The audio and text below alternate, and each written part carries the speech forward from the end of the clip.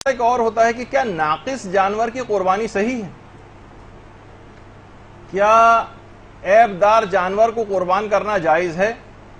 تو دیکھیے یہ مسئلہ جو ہے کہ عیب دار جانور کو قربان کرنا جائز نہیں ہے، یا یہ کہ کوئی اس میں نقص نہیں ہونا چاہیے، تو یہ صرف اور صرف مینا میں حاجی جو قربانی دیتے ہیں جانوروں کی، یہ شرائط اس کی ہیں اور اس کی ایک الگ تفصیل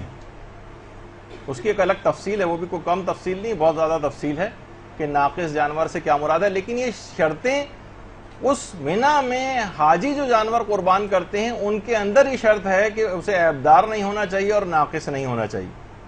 لیکن غیر حاجی جو قربانی کرتے ہیں، جیسے ہم یہاں پاکستان میں قربانی کریں گے، اس میں جانور اگر عیبدار بھی ہو، بس زندہ ہونا چاہیے، بس صرف ایک شرط.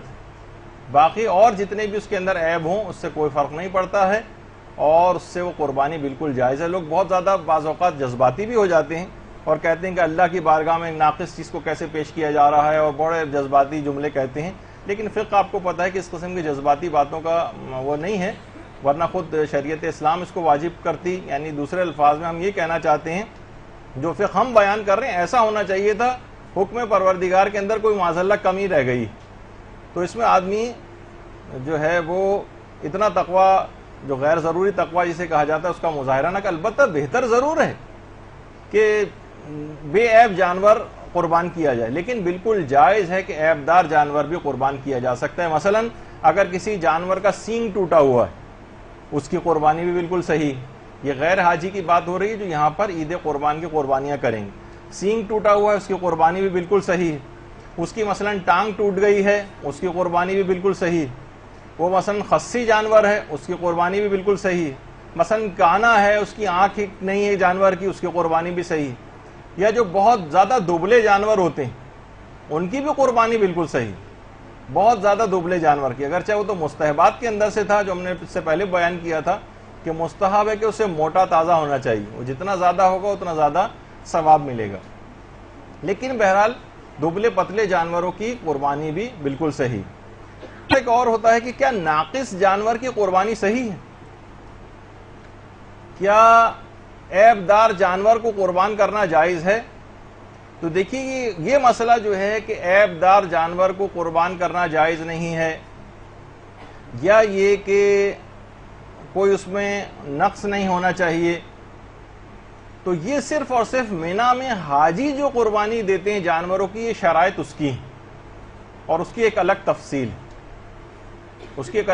ہے، وہ بھی کوئی کم تفصیل نہیں، بہت زیادہ تفصیل ہے کہ ناقص جانور سے کیا مراد ہے. لیکن یہ شرطیں اس مینا میں حاجی جو جانور قربان کرتے ہیں ان کے اندر یہ شرط ہے کہ اسے عیبدار نہیں ہونا چاہیے اور ناقص نہیں ہونا چاہیے.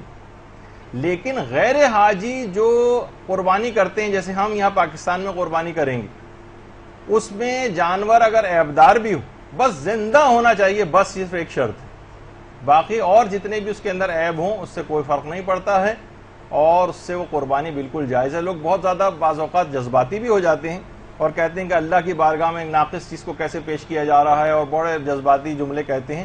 لیکن فقہ آپ کو پتہ ہے کہ اس قسم کی جذباتی باتوں کا وہ نہیں ہے، ورنہ خود شریعت اسلام اس کو واجب کرتی. یعنی دوسرے الفاظ میں ہم یہ کہنا چاہتے ہیں جو فقہ ہم بیان کر رہے ہیں ایسا ہونا چاہیے تھا، حکم پروردگار کے اندر کوئی معاذ اللہ کمی رہ گئی تو اس میں آدمی جو ہے وہ اتنا تقوی، جو غیر ضروری تقوی جسے کہا جاتا ہے، اس کا مظاہرہ نہ کہ البتہ بہتر ضرور ہے کہ بے عیب جانور قربان کیا جائے، لیکن بالکل جائز ہے کہ عیب دار جانور بھی قربان کیا جا سکتا ہے. مثلا اگر کسی جانور کا سینگ ٹوٹا ہوا ہے، اس کی قربانی بھی بالکل صحیح. یہ غیر حاجی کی بات ہو رہی ہے جو یہاں پر عید قربان کی قربانیاں کریں گے. سینگ ٹوٹا ہوا ہے، اس کی قربانی بھی بالکل صحیح ہے. اس کی مثلا ٹانگ ٹوٹ گئی ہے، اس کی قربانی بھی بالکل صحیح. وہ مثلا خصی جانور ہے، اس کی قربانی بھی بالکل صحیح ہے. مثلا کانا ہے، اس کی آنکھ نہیں ہے جانور کی، اس کی قربانی بھی صحیح. یا جو بہت زیادہ دبلے جانور ہوتے ہیں ان کی بھی قربانی بالکل صحیح. بہت زیادہ دبلے جانور کی، اگرچہ وہ تو مستحبات کے اندر سے تھا جو ہم نے اس سے پہلے بیان کیا تھا کہ مستحب ہے کہ اسے موٹا تازہ ہونا چاہیے، وہ جتنا زیادہ ہوگا اتنا زیادہ ثواب ملے گا. لیکن بہرحال دبلے پتلے جانوروں کی قربانی بھی بالکل صحیح. یا جسے خود پالا ہو، اس کو اپنے ہاتھ سے قربان کرنا، اس کے اندر کراہیت آئی کہ جسے انسان خود پالتا ہے اور بہت محبت سے اس کی پرورش کرتا ہے، اسے اپنے ہاتھ سے قربان نہ کرے، اس میں کراہیت آئی۔